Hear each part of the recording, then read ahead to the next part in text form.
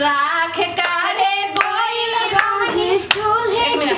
हमरा सड़िया के सितारवा राजा कहाँ गिरवला ना हमरा सड़िया के सितारवा राजा कहाँ गिरवला ना आगो गिरवला बगैचा गिरवला आगो गिरवला बगैचा गिरवला पतैया उलट पलट के देखनी राजा कहाँ गिरवला ना हमारा सड़िया के सितारवा राजा कहाँ गिरवला ना हमारा सड़िया के सितारवा राजा कहाँ गिरवला ना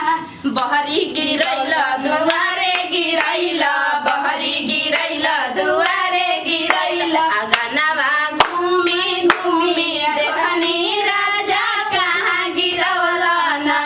अगनवा घूमी घूमी देखनी राजा कहाँ गिरवला ना कि हमरा सड़िया के सितारवा राजा कहाँ गिरवला ना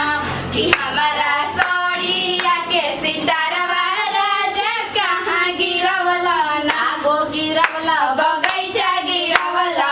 आगो गिरवला बगैचा गिरवला पतई उलट पलट के देखनी राजा कहाँ गिरवला ना हमारा सड़िया के सितारवा राजा जी कहाँ गिरवला ना जब हम कहिला कि जाइब नई हरावा अरे जाइब नई हरावा बलमुआ रोवे लगले धई के अचारवा साजनवा रोवे लगले धई के अचारवा जब हम कहिला कि जाइब नई हरावा अरे जाइब नई हरावा बलमुआ रोवे लगले धई के अचारवा साजनवा रोवे लगले धई के अचारा ढेर दिन प बाहरा से भाई ढेर दिन प बाहरा से आले घरे भाई भेट करे खातिर फोन कइले बिया माई ढेर दिन प बाहरा से आइले घरे भाई भेट करे खातिर फोन कइले बिया माई नैहरा के नाम से उनका लागेला बोखारवा लागेला बोखारवा साजनवा रोवे लगले धई के अचारवा साजनवा रोवे लगले धई के अचारवा साजनवा रोवे लगले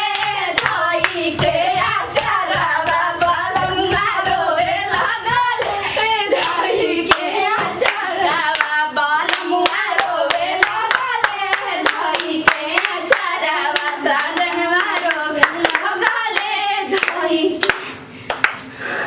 राख काढ़े गोइल रहनी चूल्हे दुआरे आइयो दादा बैठल रहे दुआरा बिलारे आइयो दादा बैठल रहे दुआरा बिलारे आइयो दादा दुआरा बिलारवा के पोछ धई फेकनी आइयो दादा दुआरा बिलारवा के